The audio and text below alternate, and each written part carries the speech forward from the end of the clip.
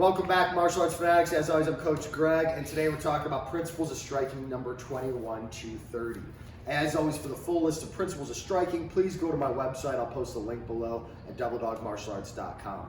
There's a bunch of other stuff on there I encourage you to check out as well, but you can find the full list of 40 principles of striking.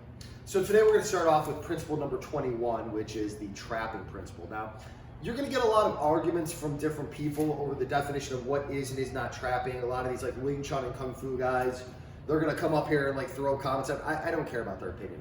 The general principle that I'm going to look at for this is the trapping principle is essentially the temporary immobilization of a limb in order to land a shot. So, for example, one of the common techniques you'll see taught in like boxing is if I want to land this body hook, what I might do is start pulling back this elbow so that I can gain access to it. Another example that I like to use a lot is this lead hand. I'm going to come on top, trap it. I'm not trying to keep this. I'm just trying to temporarily immobilize it to land a big shot over top. It's a very useful principle to be able to apply in a lot of different ways. Okay, thanks. Okay, principle number 22 is the upright principle. In other words, those of you who have seen Karate Kid, Cobra Kai, man can't stand, he can't fight. It's absolutely true. It's really important that I'm a big believer that if you can't keep the fight standing, you can't be an effective striker. So it's important to have tools not only to get back to your feet, but also to prevent yourself from falling in the first place, both through accidental things by situational awareness so that I don't trip over curbs or slip on, icy pavement or something like that, but also being able to defend a takedown, use range management and these other skills, because it's absolutely critical as a striker that we be able to use these amazing skills we've developed, and that means keeping the fight upright. Okay, our next principle is the and Yang principle. Some of you guys might know the term yin and yang instead. If you look in the corner, you'll see the Korean flag there in the center of it. It's that symbol of balance and harmony. There's a lot of examples of this.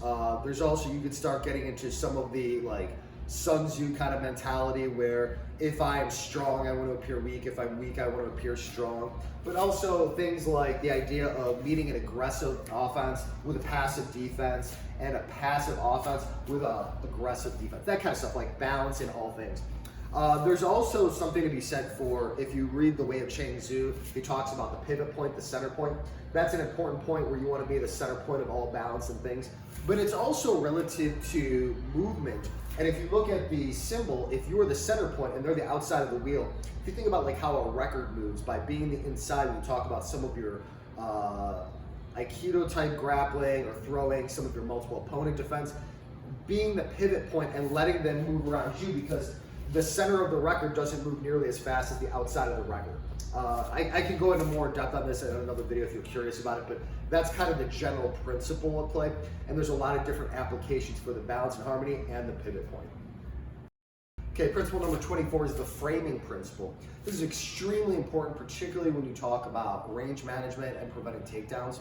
And there's a lot of different ways to frame. If somebody's trying to go for a clinch, being able to come in here and create good bone structure to be able to get them off of you.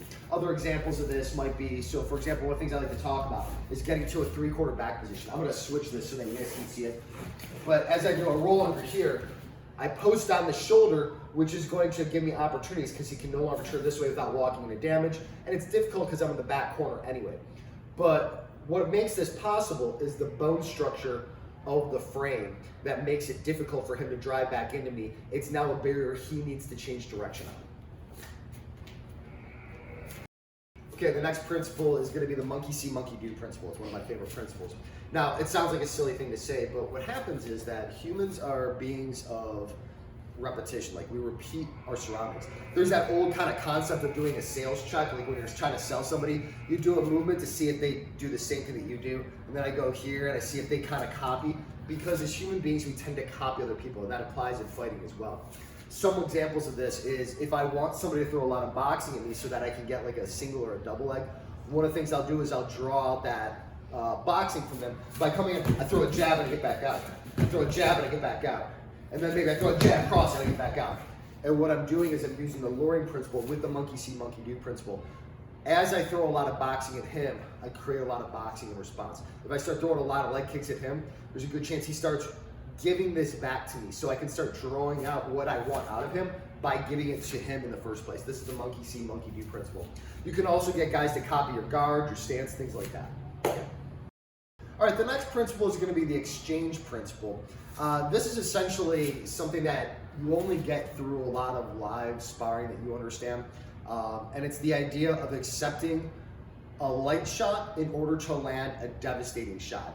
So I might be willing to eat a jab so that I can come over with a cross and land a more powerful shot. There's a lot of different variations of this, but that's basically the basic premise, where being willing to take a less damaging shot so that I can land bigger in an exchange. Okay, the next principle is the lanes principle. Lanes is essentially, nature abhors a vacuum. So I want to sometimes do what I call lane clogging.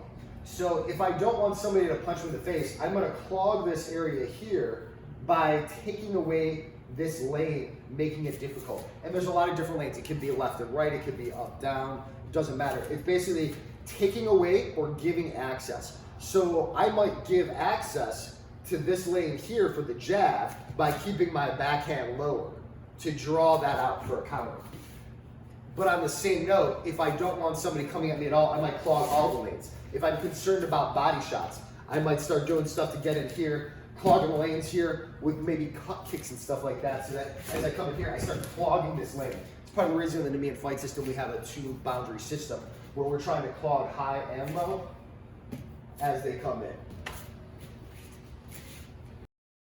Okay, our next principle is what I call the right stuff principle. And essentially it's the idea that it's more important to throw the right technique at the right time than to throw it technically perfect. In other words, it's better to throw the right technique wrongly than to throw the wrong technique perfectly. So what I mean by that is this. I can throw kind of a bad punch at the right time and do much more damage and have much more impact. And it's much better to do that than to throw a technically perfect cross at the wrong time, at a time that might leave me open towards a counter or something like that.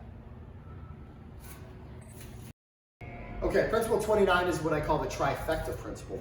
And it's the idea that fighting really breaks down to 3 basic aspects: natural attributes, aggression, and technique. The more you have of one, the less you need of another. Nobody has a perfect in all 3. You're trying to maximize all 3 to the best of your ability.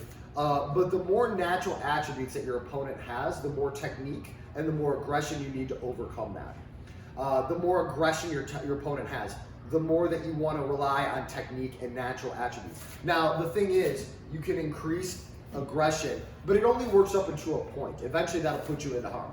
And I don't mean anger, I mean aggression, intensity, okay? I can play a fight where I can go very relaxed and stuff like that and run into a lot of trouble, but if I really put it on a guy and I keep the pace on him, it's a much harder fight for him. So don't confuse aggression with anger. They're not the same thing. Natural attributes can be a lot of different things. It can be a size discrepancy. It can be youth. You know, I'm 42 and I roll with a guy or I spar with a guy who's 22. It's a little bit more challenging. If that guy maybe has a weapon or something like that. These are all natural attributes that are going to give him a lot of advantages in a fight. So in order to overcome that, I need to make up for it in these other areas of the trifecta. Now, the thing that I am most capable of adjusting is technique. I can only do so much for my natural attributes. I can't reverse the aging process. I can work out more and get into better shape, and that certainly helps, improving cardio, improving my fitness. And that's always going to help, but I do have caps on that, whereas technique, you can go a lot further with, which is one of the benefits of martial arts training. But it's important to know because a lot of people go, you know, I've been training for a year. How come I couldn't beat up this guy who's a lot stronger and younger? Well, you just answered your own question. Or this guy's so aggressive, I don't know what to do with him. It's because you need to make up for it in these other aspects of the trifecta principle. Okay, principle number 30 is the trunk and branches principle.